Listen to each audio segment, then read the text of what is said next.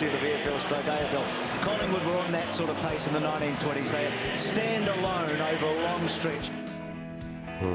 Well, to pinch one of Robert Wall's lines, Joel Selwood, he plays hard, Robert, and he also hugs hard, and showed his enthusiasm for Jimmy Bartell. But their coach, Bomber Thompson, joins us in the studio. Thanks for driving up the highway, Bomber. No problems. You must be absolutely delighted. Premiership coach, you're here, and you couldn't be better positioned for a crack at back-to-backs, which you personally know how hard it is to detail.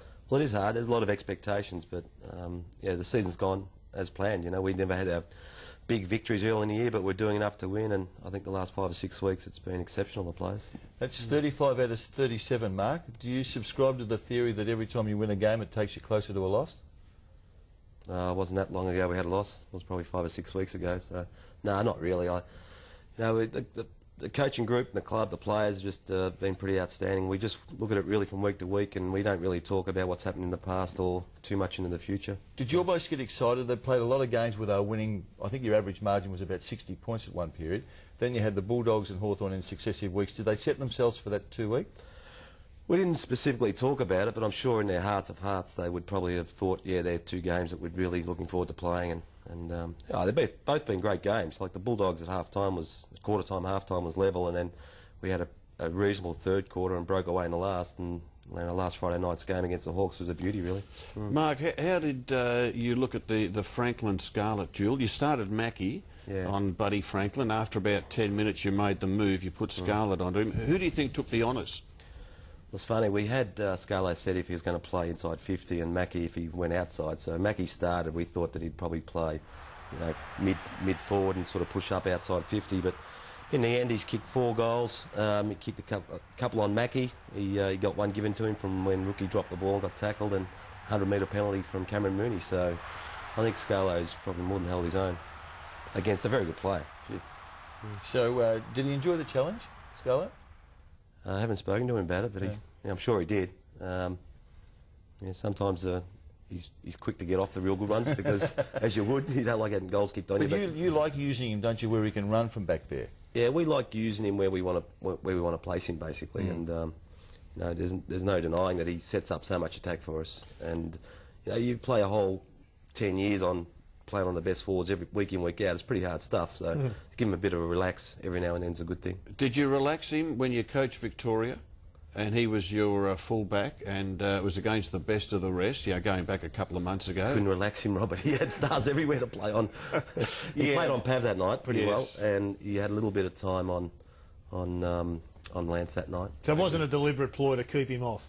No, not at all. Can I ask you about Joel Selwood? We had a look at him, and clearly everybody knows how great a young player he has been. He's been compared with Chris Judd in his first 18 months. You've seen some great midfielders, you've played with some great midfielders, you've got plenty of them down at Geelong. Where's this young kid fit at the moment? Oh, look, he's just been extraordinary. If you look back at our good players now, and I'm not sure what Michael Voss or Solomon Black were like in their first 2 years, but from my experience at Geelong, we haven't had a better second-year player than this. He's just been outstanding and so good in every area. It's not just 1 or 2 things, like he just doesn't go out and find the ball. He's got a defensive mindset, he tackles, he an amazing ability to read the game, and he's a good user of the ball. Yeah. Everyone rated him, Mark, at the draft, but he went at 7 because there was a query on his knees. Take us back to then. Were you worried about what state his knees were at 17 years of age? Yeah, I think we were. I think every club was. If we had pick 7, so if he was there, we were going to pick him. But if we had pick 2, I'm not sure whether I would have. I can't really say what we would have done. Geelong's always considered the triumvirate, your chairman, your CEO, yourself. Surely what do you call us? Triumvirate? The threesome? Triad. Yeah. The triad's better, yeah. That sounds more Chinese and a little bit more threatening. Where does Stephen Wells fit into the triad? Big part. Like, he's been there longer than all of us, and he's got a... the thing about recruiting, it would be a really difficult job, and I think you get better with age. So having sort of been there for 10 years before we got there, he was a pretty experienced recruiting and probably made some mistakes and got some good ones, but I think his recruiting performance over the last 10 years has been outstanding. I can remember back, it was about 3 or 4 years ago, probably your darkest moment. You got beaten by Carlton at Optus Oval. Yeah. The whole footy world descended upon you. Did you lose faith in Stephen Wells and the young men that you had under your charge, or were you actually even more confident because you continued to play those young kids? I think we had a plan that we were just going to try and pick young kids and play them, whether myself had time to see it out or not. It's a high-risk business, we knew that, but I didn't really want to do it any other way. Yeah, we had a couple of bad days at Carlton's ground. And you got a lot more colour back in your face from those days. I didn't think I was going to get out alive one day.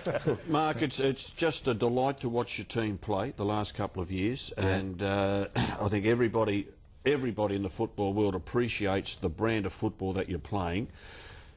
No, we've never had a team average around 200 handballs a game, which your team's doing, far more than anyone's ever done. Yep. You're getting over 400 disposals a game, so these are figures that are unheard of. How did all of this evolve? Oh, that's a good question. It evolved basically because we watched West Coast play, and they were a high handball team, not as high as we were now, but also because of flooding.